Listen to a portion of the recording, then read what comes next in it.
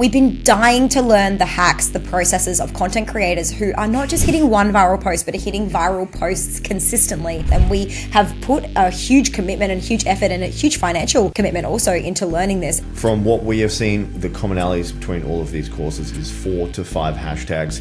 They are placed at the end of the caption in a really nice, succinct way. So not in the first comment, at the end of the caption. I wish I could tell you that there was a hack. I wish I could tell you that there was a tactic, a strategy, one song, one hook, one caption, one type of thing that's going to help you go viral, but there's not.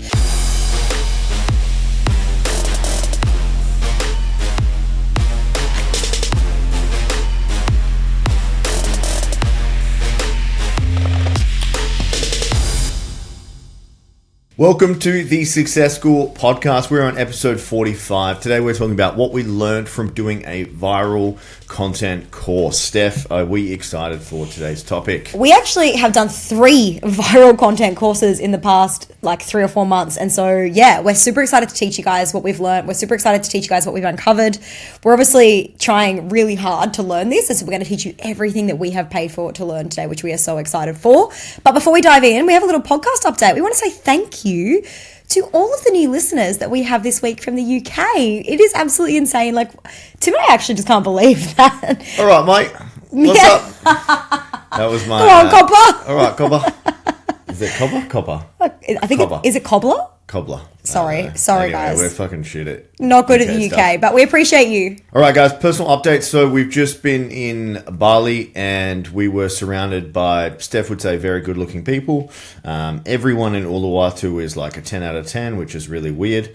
So you kind of end up having to lift your standards. And we went to a local gym there, and I'm going to say everyone was a fucking beast. And I'm used to being the biggest beast in any gym that I train in, and I was not the biggest beast in this gym, which was great because it pushed me to get better, which was epic. So we're in a gym, we're doing some classes, and usually we're doing weightlifting actually. Usually I can outlift everyone by 40 or 50 kilos, and there was dudes doing the same weight as me, which was great, but also it pushed me further. At the end of the session, Steph was like, I haven't seen you push that hard in a very long time. I was doing shit that I never would normally do just so I could actually keep up with other people, which was epic, which kind of reminds me of business as well, and a community like Success School. The reason you surround yourself with people that are ahead of you is because it forces you to be better, okay? And that's kind of the whole point of this personal update or this lesson of the week is you want to surround yourself with people who are better than you, and it forces you to become better. Steph, what did you see of me in Bali that kind of stood out for you?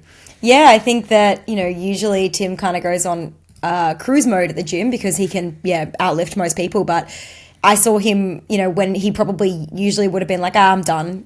Just keep pushing and go that little bit harder and push that one more rep. I saw one guy doing 3 handstand push-ups and Tim was like, I'm going to do 4, and so it did force him to level up his game and be better. And I think that sometimes having a bit of, inspiration and competition, motivation, however you want to look at it, is healthy. I think it drives us to be better. I think it drives us to push ourselves out of our comfort zone. I think it makes us strive to want to achieve more. And I really saw that in you. And I thought it was really cool. Yeah. My personal update is that when we were in Bali, very similar, I reflected on kind of what I wanted to do with my time. We're moving into a new season of business. And you want to do something with your time? Believe it or not, I don't just want to lay by a pool all day. Yeah, okay. And I started reflecting on what my priorities are going into this next season. And I think that, I speak a lot about Ideal Week. And if you're in our Facebook group, I've given our free Facebook group, I've given out, our Ideal Week template quite a bit. And if you're on our email list, you'll receive a copy of that this week because we love to give away little freebies to our subscribers. And so for me, the Ideal Week that I've just developed moving forward is really focused around my current priorities. And it's a bit of a reminder for you guys that at different stages in life and different stages in business, your priorities are going to shift. And it's really important that we update what we want our working week to look like through each season of our life. And this is really relevant, especially if you're a mother. School holidays are going to be very different ideal week to, when your children are at school. And for me, this season, the last 6 months really for us has been about growing Success School and getting those systems and those processes and the right team in place. And now we're moving into a new season where, okay, we're not so focused on the growth, we're really focused on the maintenance, but also I get to now refocus on what do I want to do. And for me, it's more deep writing, it's more connection with our audience, a lot more focus on learning and upskilling, and definitely a huge focus on health for me in this season. When I talk about health, I just mean about looking after my body in the best shape and get it in the best shape I can, and look after myself and move and stretch and become really functional and feel really confident, and all of those sorts of things are where I'm putting my focus into this time. And that's very much reflected in my current ideal week. I must say, it's super exciting to see you lit up about health. So what are you doing with your nutrition? Tell us. Give a shout out. I'll give a shout out. So we have a beautiful client. We have a lot of beautiful clients in our program, but one of our clients is Angela, and I really love her ethos, and her business is called The Healthy Diary. And I've just signed up for 12 weeks of coaching with her, which I'm super excited about, just to learn how to eat a little bit more intuitively, while also being able to maintain, a really healthy and really sustainable weight for myself that feels great for my body without calorie counting or huge restrictions or diets or any of those things. So I'm really excited, and shout out to Ange. I'm super excited to be working with you. I must say, it's very funny as a partner, because I give Steph very similar advice with her nutrition and have done for our entire relationship together. But as soon as she hears it from someone else, Ange is a fucking wizard. Yeah, Ange is a I've wizard. been telling her the same shit for the last 10 years. Sometimes, and I get no fucking cred. Anybody that's listening to this will know that your husbands can say stuff as soon as someone I else don't know says. shit. I'm dumb. I don't know nothing.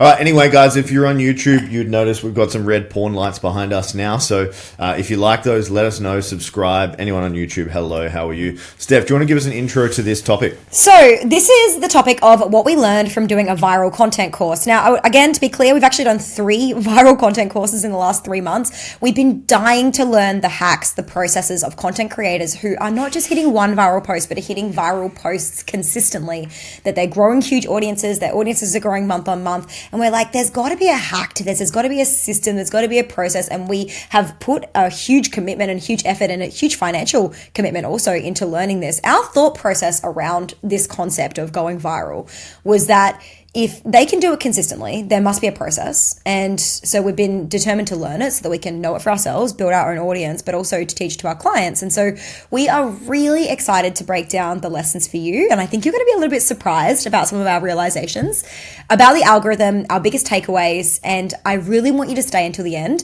because we are going to be sharing all of the algorithm hacks. I think we have 8 of them that we're going to be sharing with you to help you get viral content. So, takeaway number 1, Tim, kick us off. All right, I'm going to kick us off. I am not the most viral person, but I have studied this ad nauseum.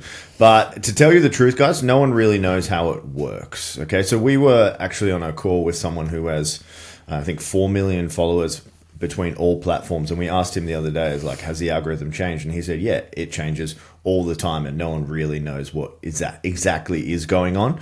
So that was kind of fascinating for me to hear someone who has 4 million followers across social media platforms say that to us directly on a one-to-one call, which made me kind of realize that, maybe we're not doing too badly with social media, and a lot of people we know, everyone's kind of trying their best. I think you kind of need to figure it out and find out what works for you, and study what the other viral creators are doing. I think you also need to understand that the algorithm changes every so often without warning, so everyone is kind of just blindly muddling their way through this thing.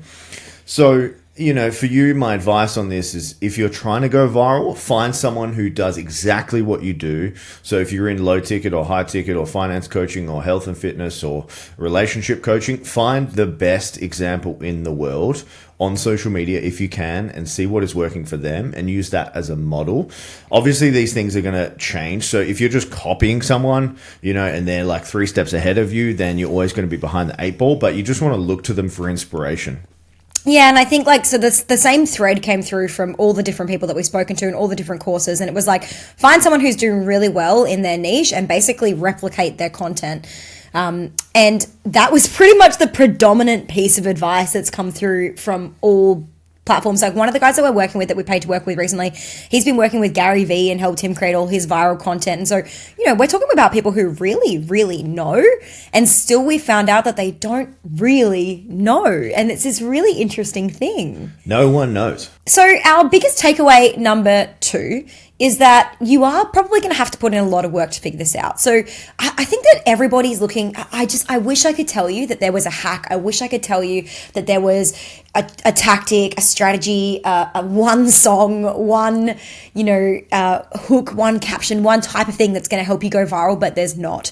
This is something you're going to have to put a lot of work in to figure out. It really needs to be something that you want to do, because you're going to have to focus on it a lot. You're going to have to absorb yourself in the world of content. You're going to have to look at the data every single day. You're going to have to trial and error and fail and succeed in order to make it work.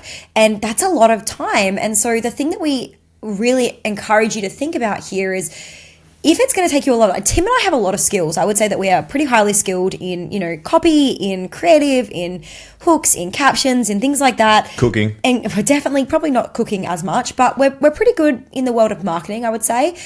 And we're struggling to figure out how to go viral.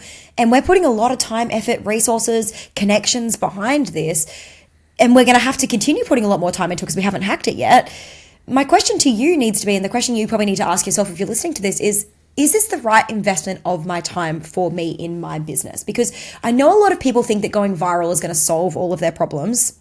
But every single person that we know who's gone viral doesn't actually see a huge uptake in additional revenue long term. So initially, you might get some boosts, but long term, we're talking 6 months, 12 months down the line, a lot of those followers are unfollowing, a lot of them are ghosting, a lot of them are gone quiet. We're not seeing a huge uptake in additional revenue long term. So this is your reminder that going viral doesn't immediately mean that you're going to make a lot of money, or it might mean that you make some money in the short term, but not in the long term.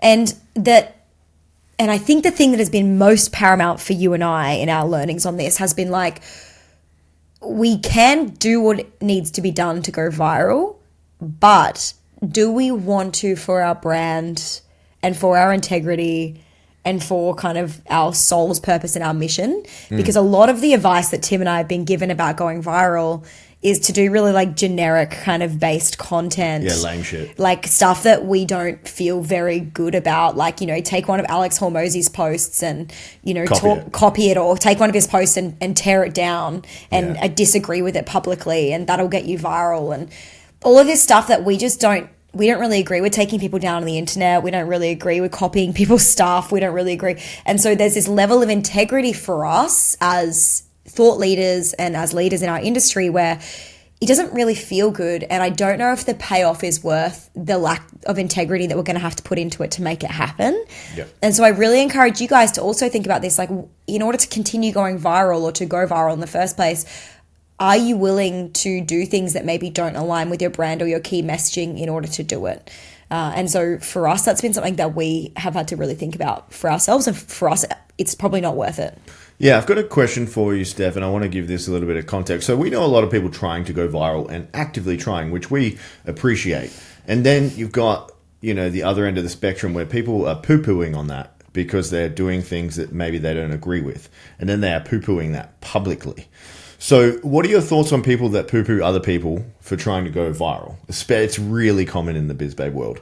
Yeah, so we are seeing this surgence of, I think, it's really sad, and I really hate that we're seeing this resurgence in the industry right now of especially female entrepreneurs, poo-pooing other female entrepreneurs for having a go. And, we see people trying to take people down on the internet. I've seen coaches say this, I've seen brands do this, I've seen, companies do this, and all they care about is money. I've seen people taking people down for using B-roll. I've seen people taking people down for wanting to go viral, and it's just guys, just stay in your own lane. Chill the fuck out. Stay in your own lane. Who gives a fuck? Yeah, stay in your own lane. I think, really focus on what you want and how you can be the best. We see stuff on the internet all the time that we don't agree with, and we don't take people down for it because that person's actually probably just trying their best. Yeah, they're trying their hardest. They're trying their hardest. And I think that if we could all just be a little bit kinder to each other and less judgmental, and I really don't think that being judgmental helps your brand, because, if you think about it, it looks so petty. It looks petty, and it makes your clients feel unsafe. We don't judge our clients. We don't judge anyone on the internet.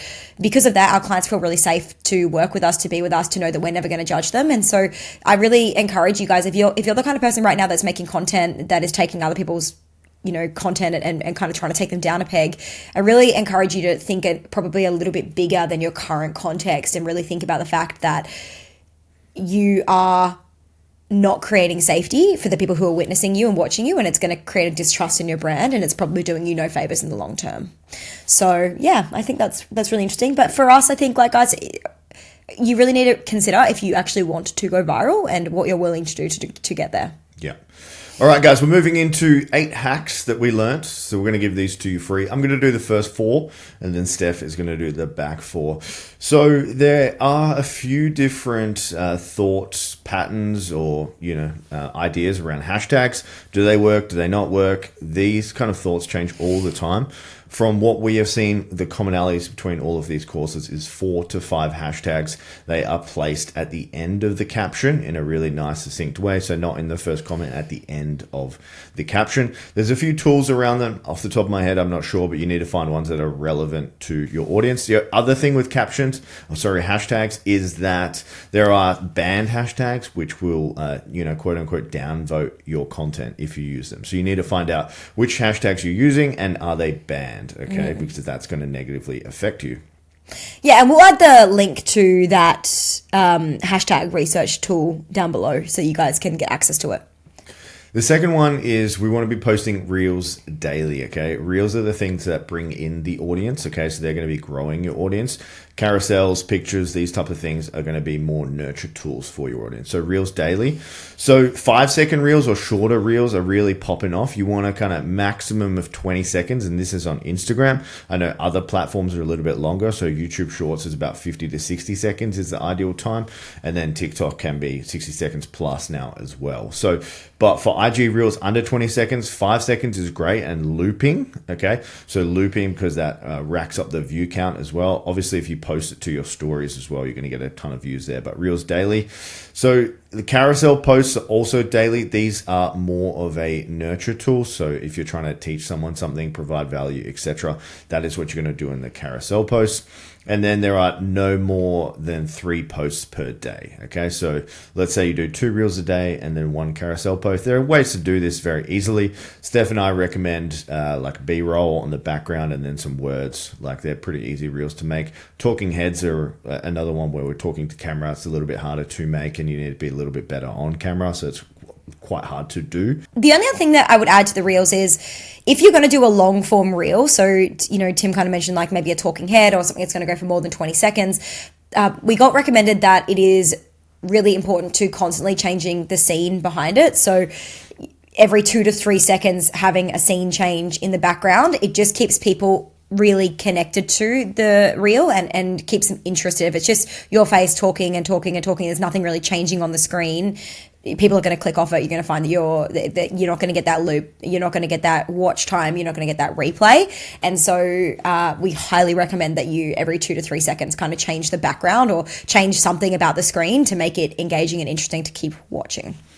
All right, our third hack, guys, is we want to optimize for shares versus comments and likes. So we want to think about our content in the eyes of our consumer, not the eyes of ourselves. Okay, we want to build content for other people and have it shareable. Okay, so quote posts, value-based posts, things that people can take away, share with their friends, are all things we want to optimize for. So I want you guys to ask yourself next time you're creating Reels, is this shareable and is this providing value for someone else? That's going to be a really good filter for you to create really good content going forward.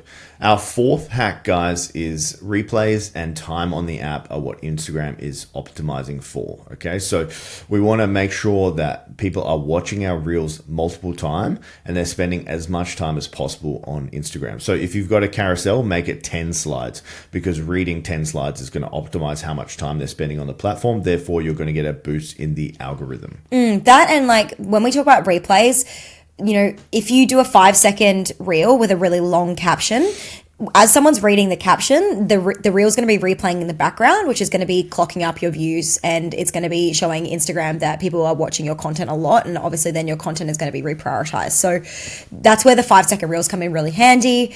Instagram are trying to keep people on the app. So when it goes to shares and follows, when we go to it's optimizing for shares, it's because if you share a Reel with a friend, which happens a lot in like the DM these days, if you share a Reel with a friend and your friend gets a notification, they're going to come back on the platform. And that's what Instagram are ideally optimizing for, is people to keep coming back to the platform. So make it something that they can see themselves in, so that they can share it with their friends and be like, oh my God, this is you, or this is me, or oh my God, this is us, that sort of thing, because then you're going to get more and more people back on the platform. Instagram's going to love you for doing that, and then they're going to optimize and push out more of your content. Countdown timers on Reels. So this is point number 5.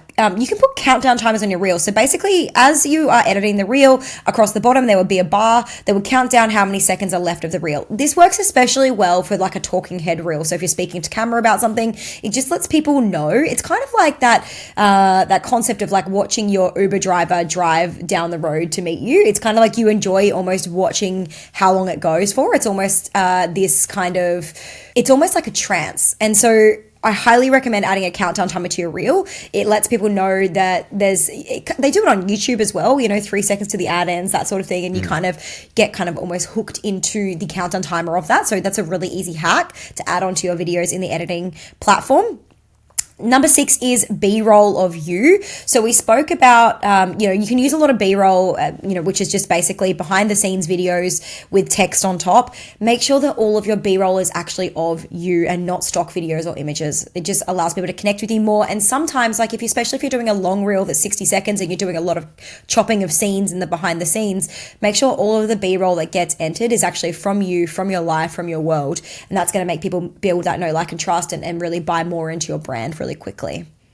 Number 7 is if you are under, this is a piece of advice that we got given and something that I did when I was growing my account, but, stopped doing because I think the advice changed at some point. Yeah. But I guess it's back in fashion now.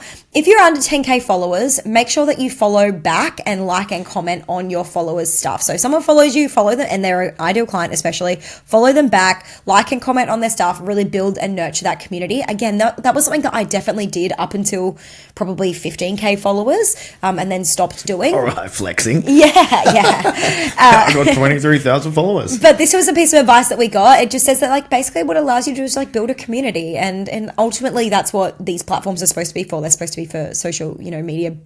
It's supposed to be about being social and building communities. So that's where that works.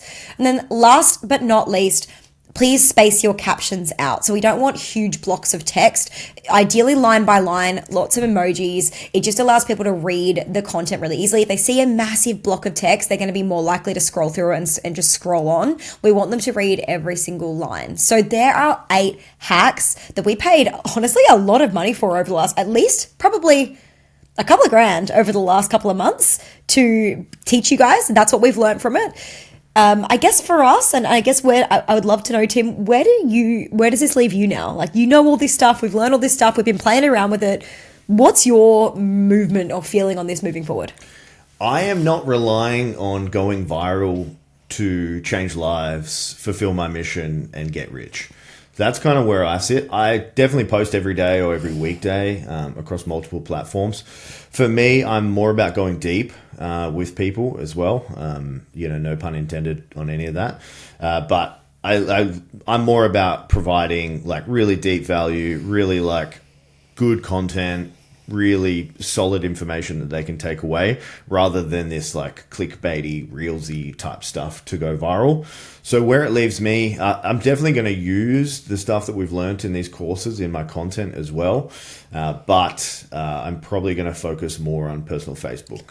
That's kind of my platform of choice at the moment. What about you? Yeah, I think that I liked a lot of what I've learned, but I have no interest in gaming the algorithm and losing brand reputation or changing the way that I present or my thought leadership or the things that I want to share to try and make that happen. And just a reminder, guys, we're on track this year to hit, well over $2 million, and we have between us 30,000 followers. So I just want to remind you, you don't need it. And a lot of people that we know that do go viral aren't making as much money as us. And so there is just that reminder that and honestly, going viral can be also a headache because you have a lot of DMs, you have to really be ready for when that hits. Okay, so if you went viral tomorrow and you had 70 people reaching out to work with you, are you actually prepared for that? Is your business actually set up to receive that? We can sit around hoping and waiting and wishing and wanting. When that happens, that's make or break time for your business. And so if you are planning on going viral, you've really got, if this is your number one focus, you've really got to have a business that's ready to actually receive that as well. Yeah, I just want to, from what we've seen, from our clients, I think the couple of things that go wrong is that they don't post enough. I'd say the quality they post is substandard. And then lastly, I would say that it's kind of an afterthought for them.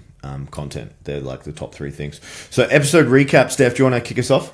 Yes. So the things that you need to take away and remember from this episode is that you will have to make a concerted effort to go viral. No one has a secret or a hack. It is all trial and error. You've got to decide for you where the best investment of your time is, okay? So you could figure out how to go viral and spend all this time trying to make these viral reels and trying to spend all this time trying to bring in this audience, or you could spend just as much time learning ads or focusing on any other app where your ideal clients hang out and potentially make more money from it. Going viral is not as easy as people make it out, and oftentimes it's not worth it unless you are able to actually attract ideal clients. So I'm going to give you a really quick example here, but if you have a brick and mortar business, going viral may not help you, okay? It probably won't help you because it's unlikely that you're going to attract, in our example, it's unlikely that we're going to attract people who live close enough to our gym to actually attend it, okay? And then last but not least, guys, please, my biggest takeaway for you today is to review where you get the most sales from in your business and focus on that platform first. Don't get distracted by the shiny allure of virality, okay? It's not all it's cracked up to be. It's not as easy as they make it out to be. So please don't feel like you should be doing that. The number one thing that we give our clients advice on in Success School is if you want to get a fast result in your business, to make more money in business, we just want to dial up what's already working for you. We don't want to jump around and add more stuff to your plate because it's going to make more time, more effort, more overwhelm, which you obviously don't want. So focus on the platforms that are currently working for you first. All right, guys, if you got some value from that episode, don't forget to subscribe or follow the show on whatever platform you're on. Also, send us a message with some top takeaways that you guys got from that. It's been great. Thanks, Steph. Thanks so much.